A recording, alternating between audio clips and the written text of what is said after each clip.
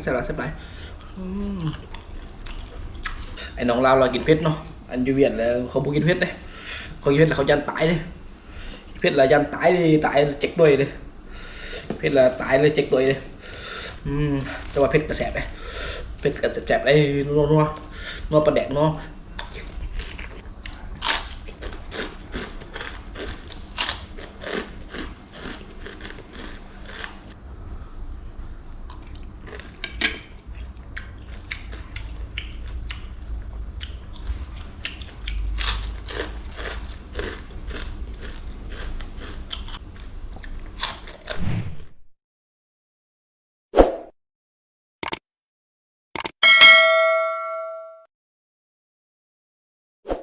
Bài điพี่น้องสาวเราดิ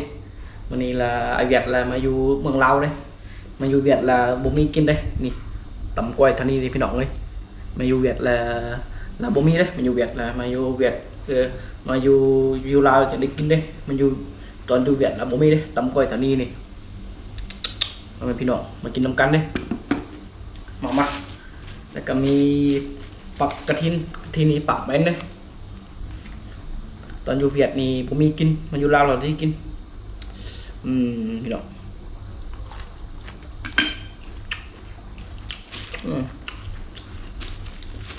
แซ่บกว่านี้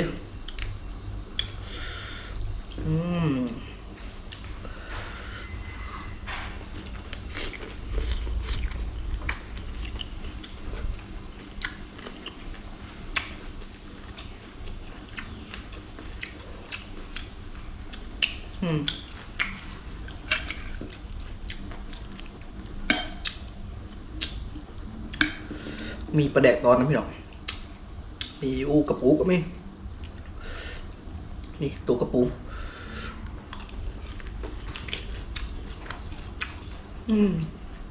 มันก็แซ่บหลายมีปลาแดกตอนพร้อมพี่น้องปลาแดกตอนอยู่เวียดนี่มีกินได้มันอยู่ร้านต้องได้กินได้ตอนอยู่เวียดlàบ่มีเลยมาอยู่ลาวเลยเห็นไอ้น้องลาวกินlàอยากกินน้ำเขาเดี๋ยวลองกินเบิ่งพี่น้องกินเลยกับแซ่บอันนี้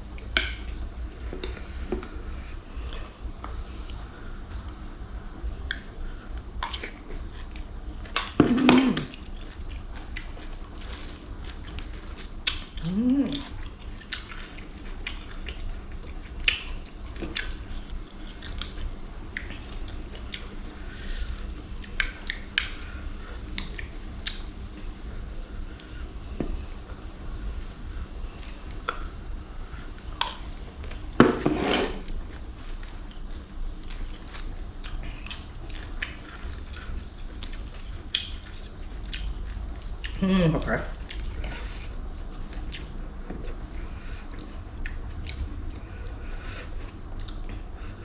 ใส่ละใส่ไป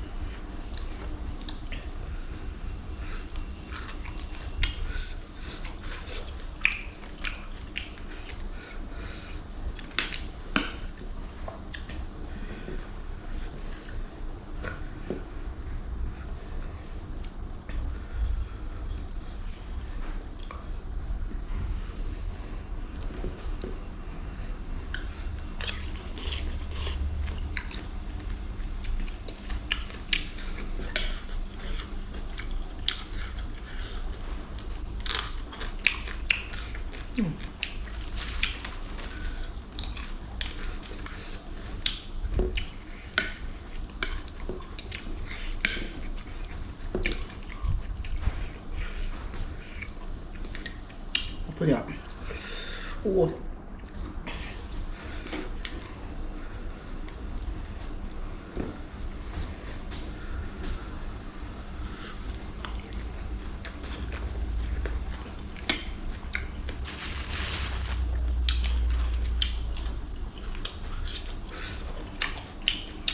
เราอยู่เวียดแล้วอยู่เวียดแล้วไม่ได้กินเผ็ดเลย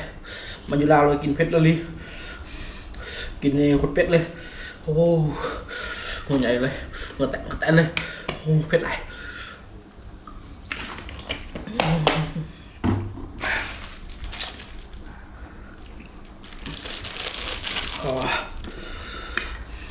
เผ็ดแต่ก็แซ่บเลย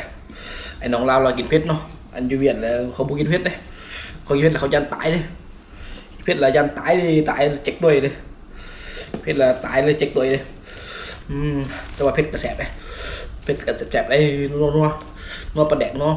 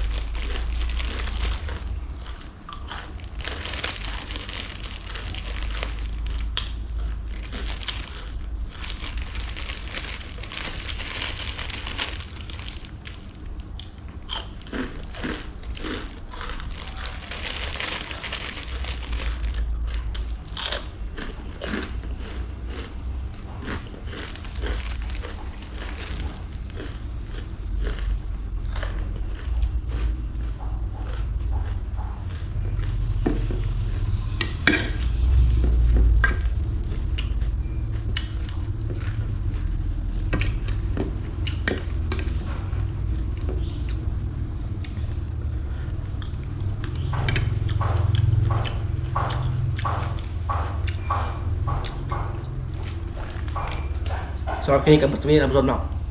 มากดไลค์กดแชร์ให้เด้อโอ้ลืมไปเบียดลืมเอาล่ะมาฮอตคลิปนี้กับหมดทำนี้เลยพี่น้องแล้วขันบักไอ้เบาเบียดแกกดไลค์กดแชร์ให้เบาเบียดเลยเด้อแล้ว มักคอมเมนต์มาด้วยอยากให้เวียดคิดคลิปต่อไปเลยให้เป็นเวียดละเป็นเวียดเลยเด้แต่มักแล้วกดไลค์กดแชร์ให้เวียดได้เด้ออยู่เวียดแล้วผมมีกินเลยมันอยู่ลาวเลยได้กินได้อยู่แซ่บเลยนี่ตำกล้วยทานีนี่แซ่บได้เลยหมดเลยนี่หมดเลยหมดจานเลยแซ่บได้เป็นไร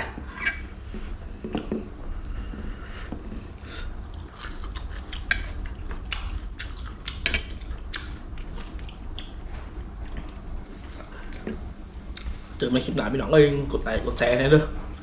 บ๊ายบายเด้อเจอไม่คลิปหนาเด้อบ๊ายบายเด้อบาย